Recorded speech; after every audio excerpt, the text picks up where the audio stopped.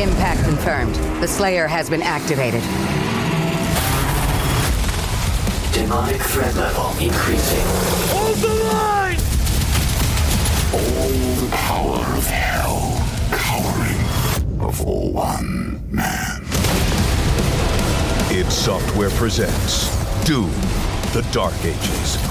Available now on Xbox Series X and S, PlayStation 5, and PC. Rated M for mature. Fellas, you know Degree Cool Rush deodorant, right? Well, last year they changed the formula, and guys were mad about it. One dude even started a petition. So guess what? Degree heard us, admitted they messed up, and brought the original Cool Rush scent back exactly how it was. And it's in Walmart, Target, and other stores now for under $4. So grab some and remember why its cool, crisp, and fresh scent made it the #1 men's antiperspirant for the last decade. Degree Cool Rush is back, and it smells like victory for all of us. Parents of tweens, if you're familiar with far-off drop-offs... Dad, stop, right here. Or get DMs about what's for dinner, you may be experiencing tween milestones. For your son or daughter, these can start at age 9. HPV vaccination, a type of cancer prevention against certain HPV-related cancers, can start then too. For most, HPV clears on its own. But for those who don't clear the virus, it can cause certain cancers later in life. Embrace this phase. Help protect them in the next. Ask their doctor today about HPV vaccination. Brought to you by Merck. EVO. This series contains adult language and depictions of graphic violence. Listener discretion is advised.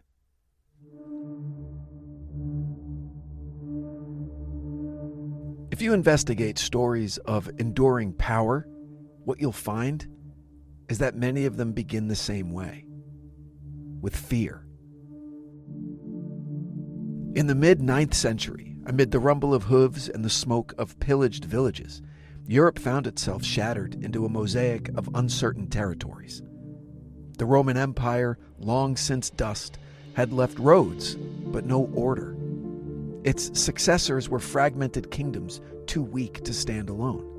Vikings came from the north, Saracens from the south, and from within, petty nobles contended with each other for scraps of influence.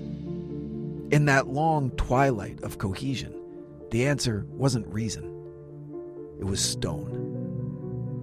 The first castles of Europe were crude things, wooden fortresses hastily built atop earthen mounds, ringed by palisades and trenches. Yet even these rudimentary structures symbolized an idea that would shape the continent for centuries. The fortresses, not just as shelter, but as the focal point of political power, military control, and social identity. From this modest beginning emerged one of Europe's most iconic architectural legacies. Castle building would span 1,000 years, employ millions, and forge the backbone of medieval society. Welcome back to The Devil Within. You're listening to the Haunted Castles of Europe. At their core, castles were practical. Their first purpose was defense. With law weak and war constant, local lords needed a place to withstand siege, to store provisions, and to signal dominance. Castles controlled crossroads. They overlooked rivers, they anchored feudal estates, and marked the edge of hostile lands. But they were more than mere military installations. Castles were symbols of authority. A stone keep on a hill was not just harder to burn, it was harder to ignore. Within their walls, barons dispensed justice, collected taxes, and held court. In many ways, the castle was the medieval world's answer to the Roman Forum, a place where power dwelled visibly, proudly, and went unchallenged. Over time, castles also became expressions of wealth and culture, and by the 12th century, they were not only built for war, but adorned for life, with chapels, great halls, gardens, and intricate stonework. Some even housed libraries and schools. The stench of blood was matched by the scent of rose water. The hands that shaped these behemoths were calloused and countless. Castle construction demanded an army of laborers, stonemasons, carpenters, blacksmiths, quarrymen, lime burners, ox handlers, water carriers. In many feudal societies, local peasants were obligated to contribute time to the lord's building projects, dragging timber and stone without pay. The designers, however, were a rarer breed. Often monks trained in geometry, they combined the practical with the divine. Many were anonymous, but a few names do survive. The famed Master James of St. George, a Savoyard architect, was imported by Edward I of England to design the great Welsh castles, Beaumaris, Harlech, and Carnarvon, structures that still stand as marvels of balance and brutality. The story of castle design is also the story of military evolution. As weapons changed, so did architecture. In the 10th and 11th centuries, the timber castles dominated. They were cheap and quick to build, and they offered modest protection, but were vulnerable to fire. In the 12th century, the stone keep became standard. Tall, square towers with thick walls and narrow slit windows offered strong vertical defense. But they were susceptible to mining. Attackers could dig beneath them and collapse them. In the 13th and 14th centuries, designers embraced concentric fortifications, multiple layers of walls, each higher than the last, with rounded towers to deflect siege engines. These castles were masterpieces of defense. The Chevalier Castle in Syria, built by Crusader knights, and the Château Gaillard in France, built by Richard the Lionheart, exemplify the style. From the 15th century onward, the arrival of gunpowder changed everything. Cannons rendered high stone walls vulnerable. Castles became flat, literally, with lower, thicker walls angled to deflect cannonballs. And eventually, traditional castles gave way to star forts and then ceremonial palaces. And building in stone was a monumental effort. Castles required tens of thousands of tons of rock, often quarried nearby, but sometimes hauled from distant locations when aesthetics or durability demanded it. Mortar, made from lime and sand, held the walls together, and wooden scaffolding allowed masons to climb stories above ground. Timber was critical for floors, for roofing, drawbridges, and siege engines. Iron was used for portcullises, hinges, grills, and weaponry. In colder regions, moss and wool were stuffed into cracks for insulation. In warmer climates, whitewashed exteriors reflected heat. And local materials often dictated architectural features. Abundant sandstone lent itself to elaborate carving, while granite inspired simpler, more robust forms. By the 17th century, the age of castles was over. Gunpowder, standing armies, and centralized monarchies made the old fortresses obsolete. Many were abandoned, while others were converted into noble estates, hunting lodges, or prisons. During the Enlightenment, some were even dismantled, their stones used to build roads, schools, or stables. But others endured, as ghostly ruins or romantic fantasies. Today, castles are no longer bulwarks of war, but they still shape Europe's cultural landscape. Some have become museums, drawing millions. The Tower of London, Neuschwanstein in Bavaria, Carcassonne in France, others remain private homes, restored by eccentric aristocrats or purchased by modern moguls. A few serve official functions. For example, Windsor Castle remains a residence of the British monarchy. Beyond tourism, castles inspire art, literature, and cinema. From the pages of Tolkien to the screens of Game of Thrones. In their crumbling stone, people still see mystery, majesty, and the memory of an age when power stood not in a bank account, but behind the iron gate of a castle.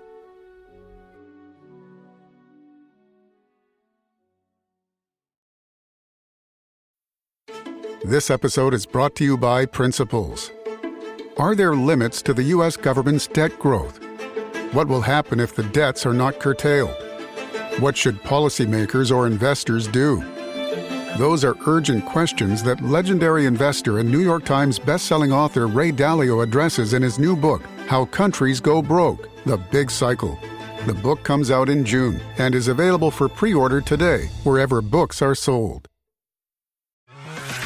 Build professional skills this semester with Adobe Creative Cloud and create standout work both in and out of the classroom. Save big on professional creativity tools. Students get 65% off Adobe Creative Cloud, including Photoshop, Illustrator, Premiere Pro, Acrobat Pro, and 20+ creative apps. No matter what project you're working on, Adobe Creative Cloud apps can help you take it to the next level. Visit adobe.com/student to learn more. We off? 30 seconds of carefree bliss. Oof, like wind in your hair carefree. Oh, like using Clorox Disinfecting All-Purpose Cleaner in the home carefree. Yes. Like dog slobbing on the coffee table and cleaning it with Clorox Carefree? He's on a roll now. Spit toothpaste on the faucet? You got it. You got it. Peanut butter on the light switch. Oh, spritz, spritz. Spritz, spritz. Clorox, man. Clean feels good. Okay, we're back. Use as directed. This episode is brought to you by LinkedIn. Psst, healthcare pros. Word's out, and it's too good to keep quiet. Look, LinkedIn is revolutionizing job hunting, making it possible to search by specialty, shift preference, and salary. Endless scrolling is out. Whether it's a mental health therapist or dental hygienist, finding the perfect role is faster and easier than ever. Head to linkedin.com/healthcare and start your search today.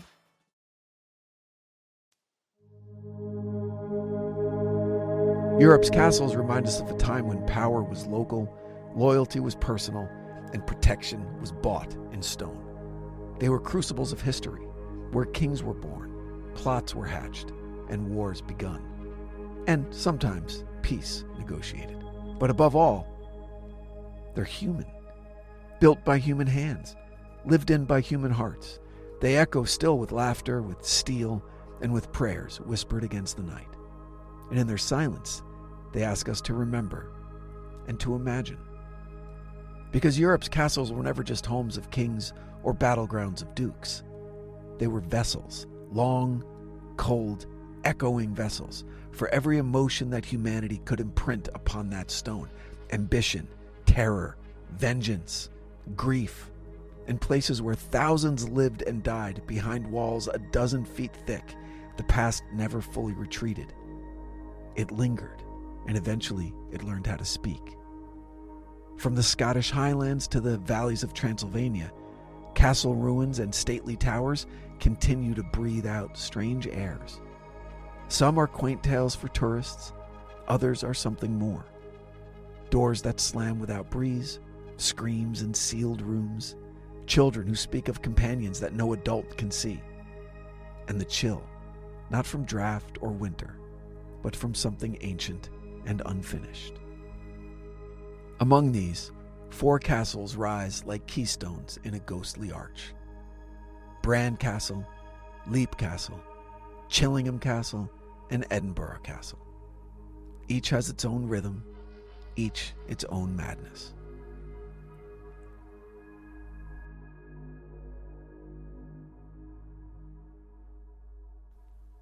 In Europe, where history is built not merely upon soil, but stacked high in these layers of stone, there are places where the past refuses to stay still.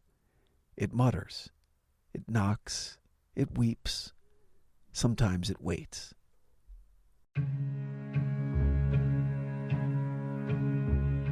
The great castles of Europe, those bastions of feudal might and dynastic ambition, are not dead monuments.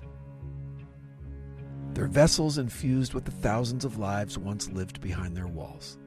They housed kings and tyrants, saints and monsters, lovers and traitors, and in the lonely chambers where cruelty outlasted prayer, in the stairwells where power whispered to madness, something was left behind. If a traveler follows the spiral staircases, passes beneath portcullises rusted in silence, and stands very still where the shadows fall thickest, they may hear it, they may feel it. In the 4 following castles, the stories don't simply linger. They reach back. Nestled at the edge of the Carpathian Mountains, Bran Castle doesn't need embellishment. Its silhouette, jagged and vertical, cuts through the Transylvania mist like a blade. Built in the 14th century to guard a mountain pass between Wallachia and Transylvania, it's a fortress of borderlands, between nations, between legends, between the living and the dead. Though often marketed as Dracula's castle, its connection to Vlad the Impaler is tenuous at best. Yet tourists and scholars alike come not for factual alignment, but for the atmosphere, the feeling of walking into something ancient and not entirely of this world. Strange things happen here. A visiting Italian scholar in the 1930s reported a disembodied voice calling her name from the chapel crypt. In the 1970s, a Romanian caretaker vanished for 3 days. When found, he was incoherent, his fingernails torn, and he claimed to have been locked in a room with no door. No one ever explained how he got inside. And even the stone there seems sentient. Locals speak of certain rooms that chill the bones even in midsummer. In one chamber, guests report the sense of a hand brushing their back just as they begin descending the narrow spiral stairs. Several have refused to ever return. A Romanian monk once said, "The dead come here because it's closest to where the veil is thinnest. But not all to have crossed that veil were human."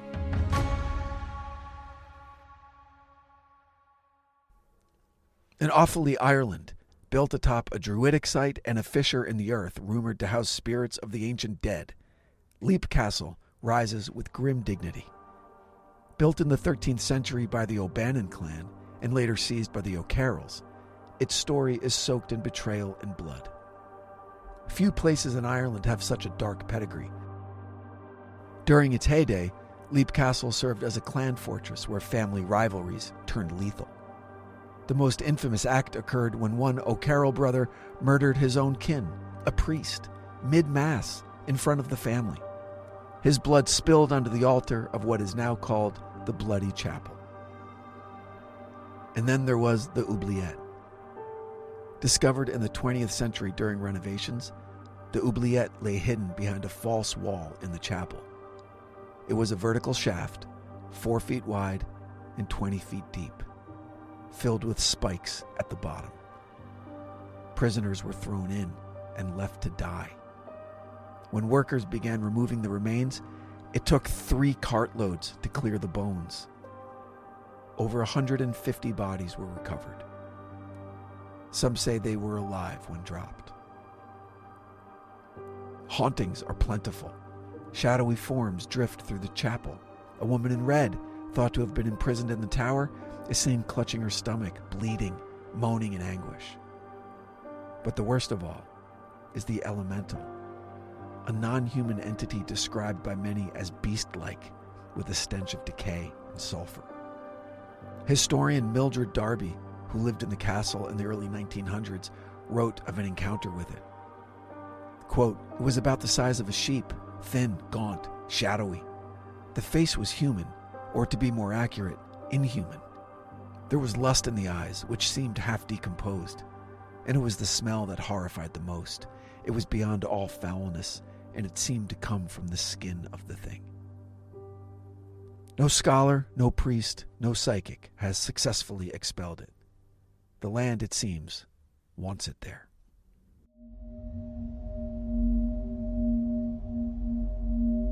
If Leap Castle is the most brutal, Chillingham Castle may be the most thoroughly haunted.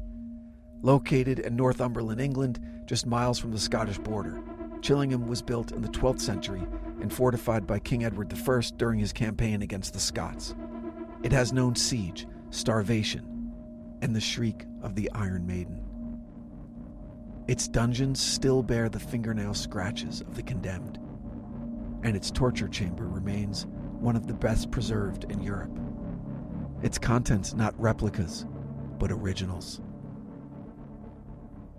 And what terrifies modern visitors is not the history, it's the hauntings. The Blue Boy, a child whose bones were found in the wall of the Pink Room during renovations in the 1920s, is the most famous. Guests report seeing his apparition surrounded by a halo of blue light, sometimes accompanied by a scream at the stroke of midnight. After his remains were buried properly, The manifestations decreased, but never fully vanished. Another figure, the white pantry ghost, appears only to women.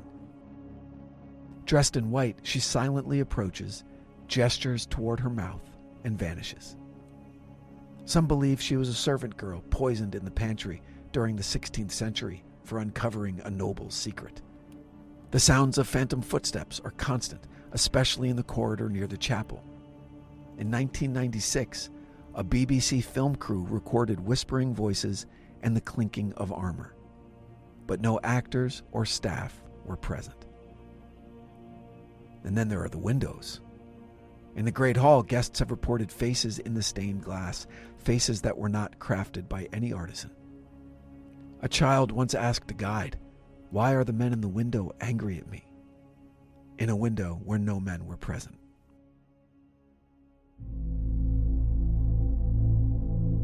Rising atop Castle Rock, an extinct volcano that has watched over the Scottish capital for over 900 years, Edinburgh Castle may be the most haunted urban fortress in the world. From Pictish warriors to modern royals, its stones have absorbed every war, riot, and execution the city could conjure. Here, the supernatural exists not in the margins, but in the core.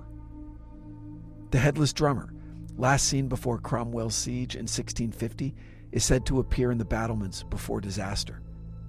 No face remains, but the sound of his drums echo over the walls. Soldiers have reported it in 1939 and again during the Falklands War. Below ground lie the vaults and dungeons, where hundreds of prisoners, French, American, Irish, were kept in conditions so foul that some carved their names into the stone as an act of defiance. Those names remain. So too, it is said, do their souls. One American visitor in 2003 claimed to have felt cold fingers wrap around his wrist in the dungeons. He fled, leaving his camera behind. The footage, later retrieved, showed a blur of motion, but no identifiable hand. Perhaps the most tragic ghost is the Piper Boy, sent down a newly discovered tunnel centuries ago with instructions to play his pipes so those above could track his progress. Then the music stopped, and the boy was never seen again. To this day, on quiet nights beneath the Royal Mile, a faint melody drifts upward through the cobblestones. To write off these tales as superstition is to misunderstand Europe itself. We need to grasp that what haunts are not merely ghosts, but memories made animate. These castles were arenas of intense human experience. They weren't empty, they were charged. In each haunted corridor and echoing stairwell, there exists a collision of the spiritual and the historical, where unresolved trauma becomes its own kind of tenet. Historians try to explain, psychologists measure electromagnetic fields, tourists take blurry photographs, but sometimes, rarely, a truth escapes the veil. An English priest who spent a night in Chillingham Castle once said, "There was no sound, but I knew it was listening." The castles of Europe are not haunted because they're old. They're haunted because they remember. They remember violence, like a brother killing his kin for power. They remember grief, a mother bricked into a wall with her child. They remember betrayal, a friend turned torturer. And they remember the nameless things, all those acts too dark to name.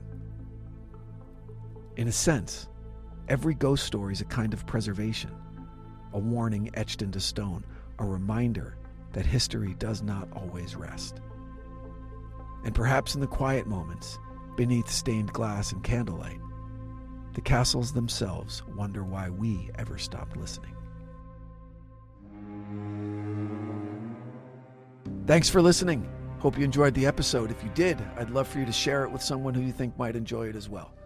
I'm about to start feeding the Devil Within Pod on Instagram with new content, and I invite you to check out our YouTube channel, and the video is also available on Spotify. Thanks again, and until next time, stay safe out there. The Devil Within is an EVO production, recorded live at Bel Air Studios in Los Angeles, California. For The Devil Within, I'm your host, Brandon Morgan.